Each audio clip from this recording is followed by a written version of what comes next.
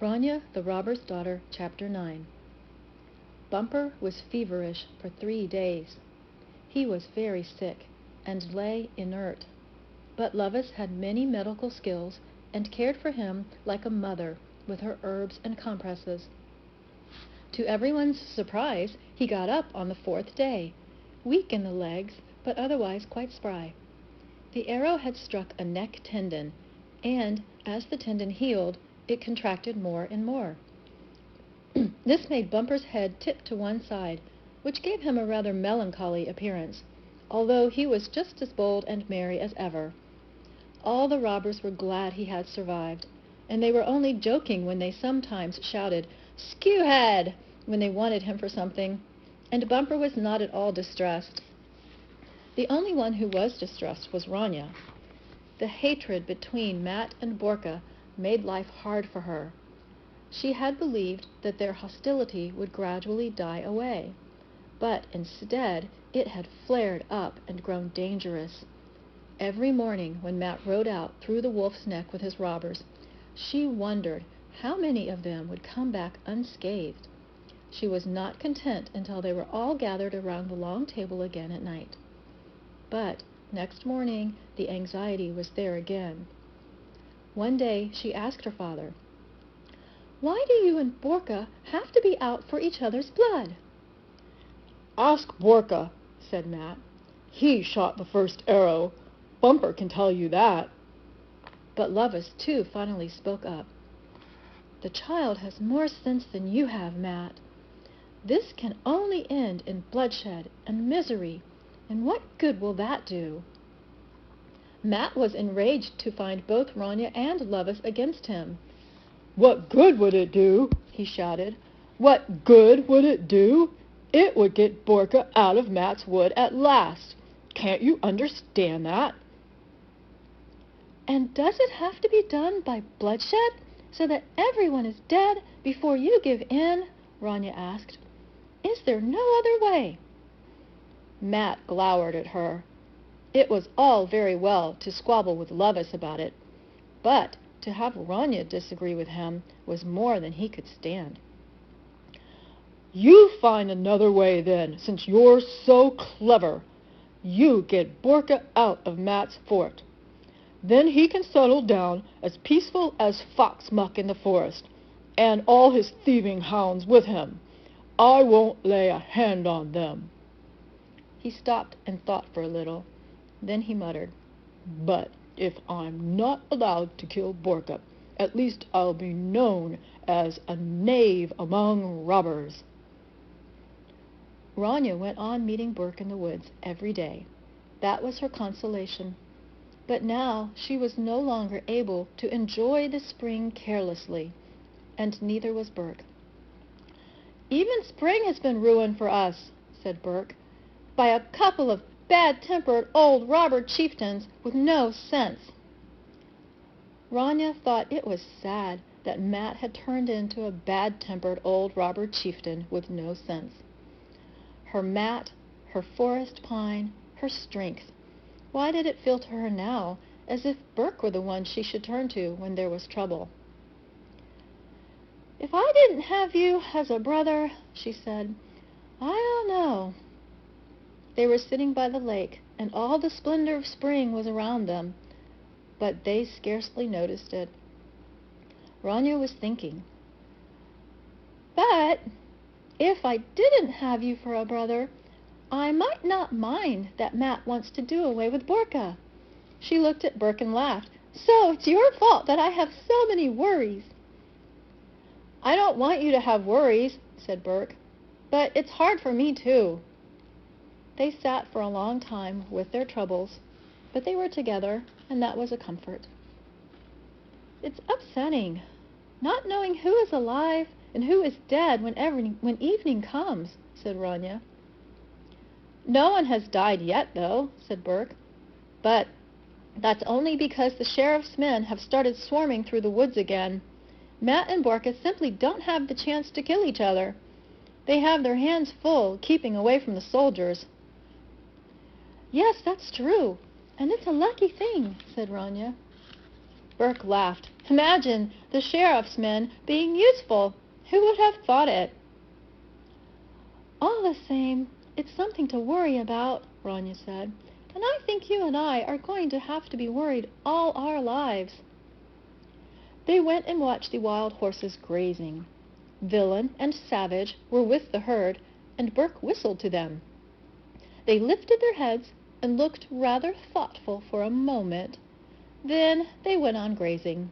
They obviously did not consider him worth bothering about.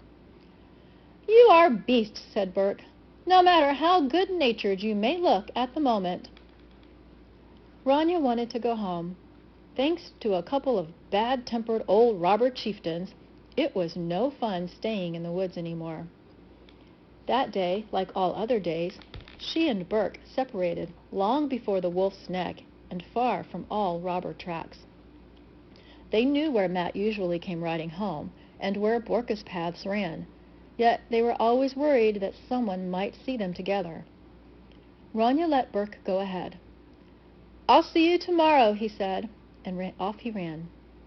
Rania delayed for a time, watching the fox cubs jumping and playing. They were a joy to see, but Rania felt no joy, and she wondered glumly if things could ever be as they had been before.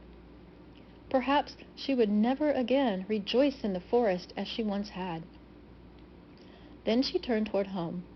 When she reached the wolf's neck, she found Jep and little Snip on guard. They seemed merrier than usual. Hurry home and see what's happened, Jep said. Rania was curious. It must be something pleasant. I can tell from your faces. Oh, yes, you're right there, said little Snip with a grin. Go and see for yourself. Rania began to run. She could certainly do with something pleasant. Soon she was outside the closed door of the stone hall and could hear Matt laughing inside, a great ringing laugh that warmed her and took away all her worry. And now she wanted to find out what made him laugh so. She ran eagerly into the stone hall.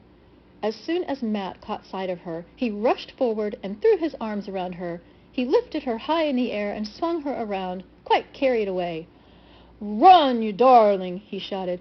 You were right. There need be no bloodshed. Now Borka will go to blazes faster than his first belch after breakfast, believe me.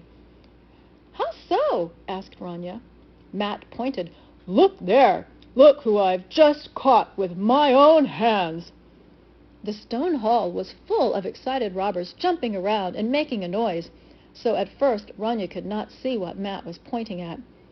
You see, Rania, darling, I have only to say to Borka, are you staying or going? Do you want your snake fry back or not? Then she saw Birk. There he was, lying in a corner, bound hand and foot, with blood on his forehead and desperation in his eyes. And around him, Matt's robbers leaped, whooping and yelling, Hey there, little Borkason, when are you going to go home to your father? Rania gave a shriek, and tears of rage spurted from her eyes. You can't do that! She started to beat Matt wherever she could reach with her balled fist. You beast! You can't do that! Matt dropped her with a thud. There was no more laughter now. He was pale with fury. What's that my daughter says I can't do? He asked. I'll tell you, shrieked Rania. You can go robbing all the money and goods and rubbish you want, but you can't rob people, because if you do, I don't want to be your daughter anymore. Who's talking about people? Said Matt, his voice unrecognizable. I've caught a snake fry, a louse, a little thieving hound, and I'm going to get my father's fortress cleaned out at last. Then you can be my daughter or not, just as you choose. Beast! Shrieked Rania. Noddle Pete moved between them, beginning to be frightened. Never before had he seen Matt's face so stony and terrible and it scared him. "That's no way to talk to your father," said Noddle-Pete, taking Rania by the arm. But she threw him off. "Beast!" she shrieked again. Matt seemed not to hear her. It was as if she no longer existed for him. "Fulox," he said in the same terrifying voice. "Go up to Hell's Gap and send a message to Borka. Tell him I want to see him there as soon as the sun rises tomorrow morning. It would be safer for him to come. Tell him that." Levis stood listening in silence. She drew her eyebrows together but said nothing. Finally, she went over and looked at Birk, and when she saw the wound on his forehead, she fetched her crock of healing herb juices. She was about to wash the wound when Matt bellowed, "Don't you lay a hand on the snake fry!" "Snake fry or no," said Levis, "this wound must be washed." And washed it was. Then Matt advanced. He took Levis and shoved her across the floor. If Matt had not caught her, she would have slid straight into a bedpost, but Levis would never let anyone get away with that. And since Matt was not within striking distance, she dealt Dot a resounding blow. That was all the thanks he got for not letting her collide with the bedpost. "Out! Every man jack of you!" screamed Levis. "I'm sick of all of you! You never do anything but make trouble! Do you hear me, Matt? Get out of here!" Matt gave her a black look. It would have scared anyone else, but not Levis. She stood there, her arms folded, watching him march out of the stone hall, followed by all his robbers. But over his shoulder lay Birk, his copper hair hanging limply. "You beast, Matt!" Ronia shrieked again, before the heavy door shut behind him. Matt did not lie in his usual bed beside Levis that night, and where he slept Levis did not know. "And I don't care either," she said. "Now I can lie lengthwise and crosswise in this bed if I choose." But she could not sleep. She could hear her child crying desperately, and her child would not accept any comforting. It was a night Rania had to go through alone. She lay awake a long time, hating her father until she felt her heart contract with pain. But it is difficult to hate someone whom you have loved so much all your life. And that was why this was the heaviest of nights for Rania. At last she fell asleep, but she woke up as soon as light began to dawn. The sun would be rising soon, and by then she must be at Hell's Gap to see what happened there. Levis tried to stop her, but Rania was not to be stopped. She went, and Levis followed her silently. And there they stood, as they had once stood before, each on his own side of Hell's Gap, Matt and Borka with their robbers. Undis was there too, and Rania could hear her screams and curses a long way off. It was Matt she was cursing so fiercely that the air sizzled. But Matt was not going to be insulted for long. "Can you make your woman be quiet, Borka?" he said. "It would be best for you to hear what I have to say." Rania had placed herself directly behind him so that he would not see her. She herself heard and saw more than she could bear. At Matt's side stood Birk, no longer tied hand and foot, but with a rope around his neck, and Matt was holding the rope in his hand as if he were leading a dog. "You're a hard man, Matt," said Borka, "and a vile man. I can understand that you want me out of here, but to use my child to get what you want is vile." "I didn't ask what you thought about me," said Matt. "What I want to know is how soon you're going to get out." Borka was so angry that words were choked in his throat. He stood in silence for a long time. But at last he said, "First, I have to find a place where we can settle down out of danger, and that may be difficult. But if you give me back my son, you have my word that we will be gone before the summer is over." Good, said Matt. Then you have my word that you will get your son back before the summer is over. I meant I want him now, said Borka. And I meant that you shan't have him, said Matt. But we have dungeons in Matt's fort. He will not want for a roof over his head. So let that be a comfort to you if it happens to be a rainy summer. Rania caught her breath. Her father had thought it out so cruelly. Borka must leave now, at once. Otherwise, Birk would be locked up in a dungeon until the end of summer. But he would not be able to live there that long, Rania knew. He would die, and she would no longer have a brother. She would not have a father she could love either. That hurt, too. She wanted to punish Matt for that, and because she could no longer be his daughter, oh, how she wanted him to suffer as she herself was suffering, and how grimly she yearned to destroy everything for him and bring all his plans to naught. And suddenly she knew what she was going to do. Once, long ago, she had done it, and in a rage that time too, but not as beside herself as she was now. Almost as if in a fever, she took a run and flew across Hell's Gap. Matt saw her in mid-leap, and a cry burst from him, the kind of cry wild animals utter in their death agony, and the blood in his robbers turned to ice, for they had heard nothing like it before. And then they saw Rania, his Rania, on the other side of the abyss with his enemy. Nothing worse could possibly have happened, and nothing so incomprehensible. It was incomprehensible to the Borka robbers, too. They stared at Rania as if a wild harpy had unexpectedly landed in their midst. Borka was equally confounded, but he recovered his wits quickly. Something had happened that changed everything. He could see that. Here was Matt's wild harpy of a daughter helping him out of the jam he was in.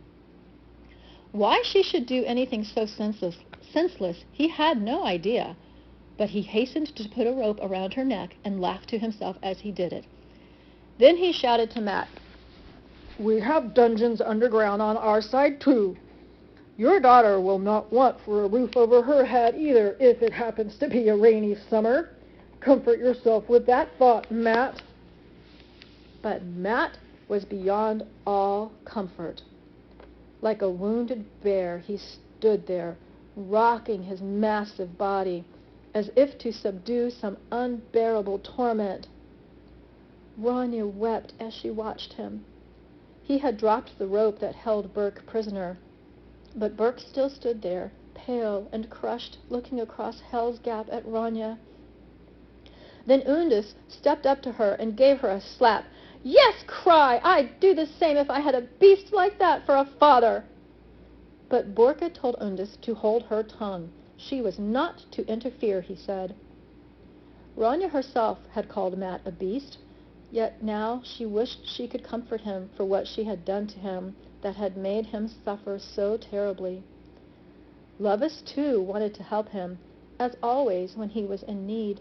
She was standing beside him now, but he did not even notice. He noticed nothing. Just now he was alone in the world. Then Borka called to him, "Do you hear, Matt? Are you going to give me back my son or not?" But Matt just stood there rocking and did not answer. Then Borka shouted, "Are you going to give me back my son or not?" Matt woke up at last. "Certainly I am," he said indifferently. "When you like."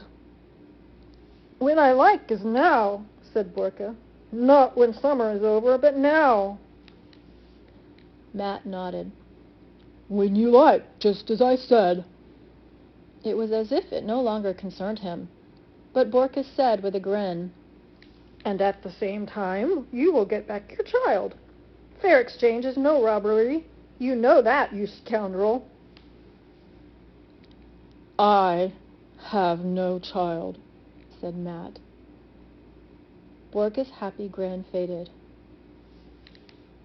What do you mean by that? Is this some new mischief you're brewing? Come and get your son, said Matt. But you can't give me back my child, for I have none. But I have, screamed Lovis in a voice that lifted the crows from the battlements. And I want my child back, understand, Borka, now! Then she fixed her eyes on Matt. Even if that child's father has gone as crazy as they come. Matt turned and walked away with heavy footsteps.